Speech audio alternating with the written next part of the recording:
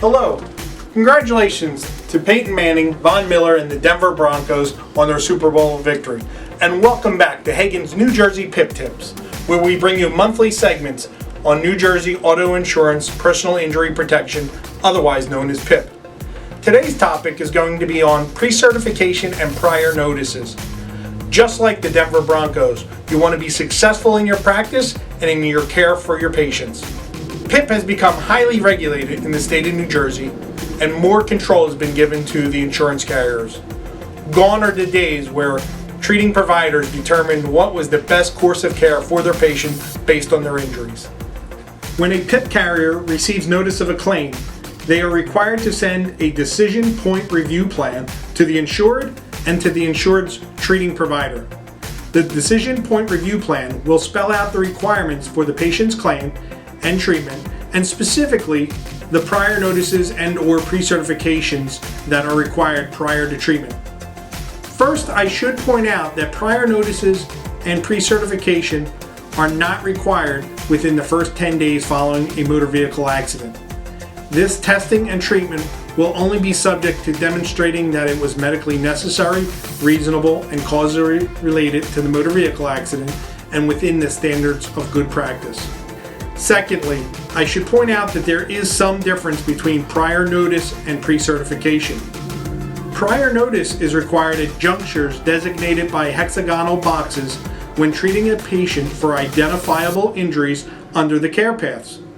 It is also required for specific tests to be performed. These are required to be included in the decision point review plan and are basically for injuries to the spine and guidelines for the typical course of care. They can also be found on Dobie's website under PIP information for healthcare providers.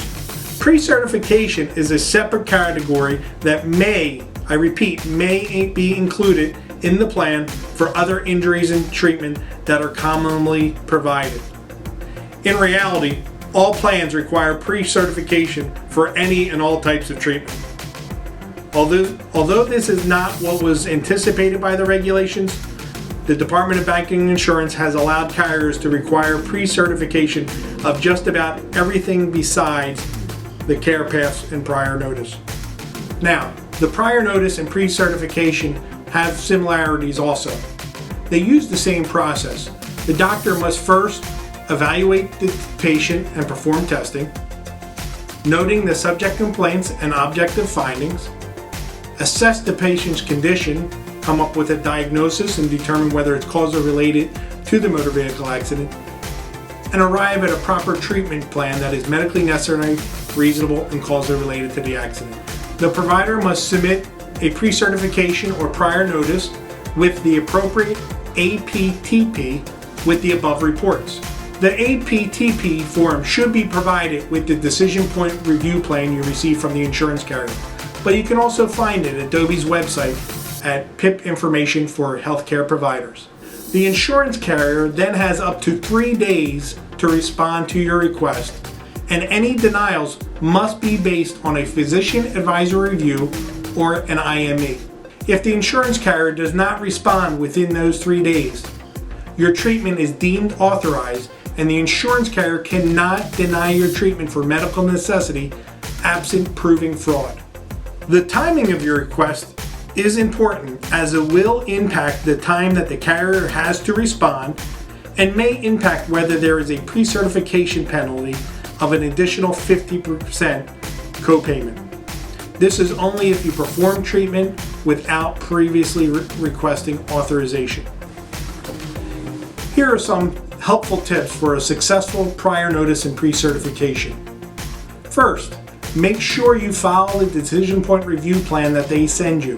They can vary from insurance carrier to insurance carrier and sometimes even change within one insurance carrier over the year. They often require the pre-certification request be sent to a specific fax number or address. Secondly, send your request on an APTP with supporting documentation out the same day or at least the next day of your examination and determination for care via fax or email if permissible.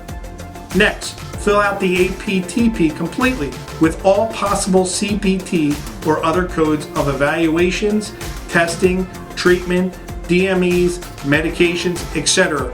that you believe may be needed to be performed, and include a future date range starting at the next anticipated appointment date, not including the day of the current examination. If you think the patient will need treatment beyond 4 weeks based on their current condition, include a further date range of 6 weeks or longer. If you provide services outside the date range, you will probably face a penalty even if medically necessary and reasonable.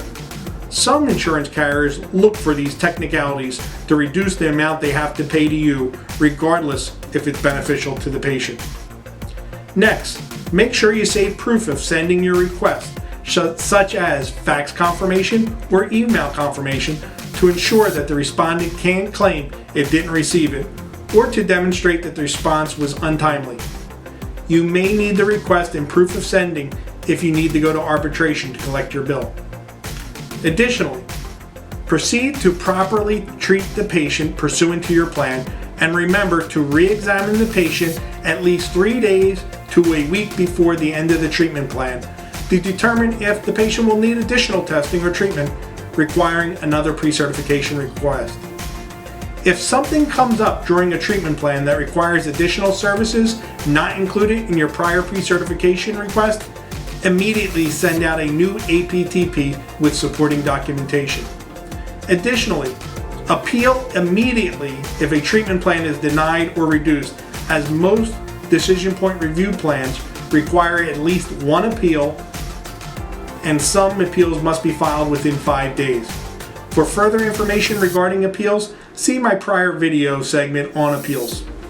Next, continue to seek prior notice and/or pre-certification based on your treatment plan, even if one or more of your treatment plans are denied or reduced by physician advisor review or IME.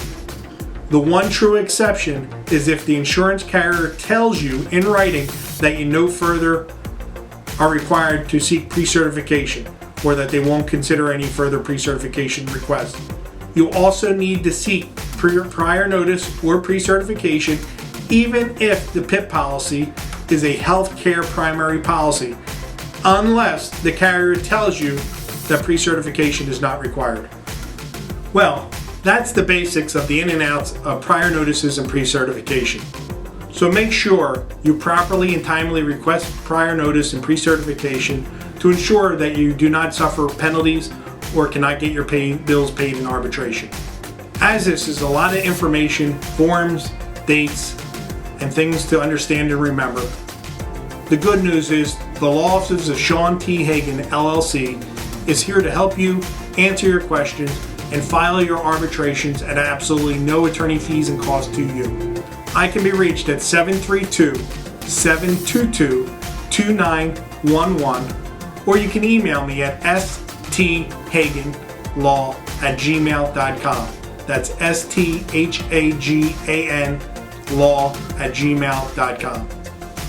Finally, I hope your 2016 is off to a great start, and I look forward to our continued relationship and prosperity.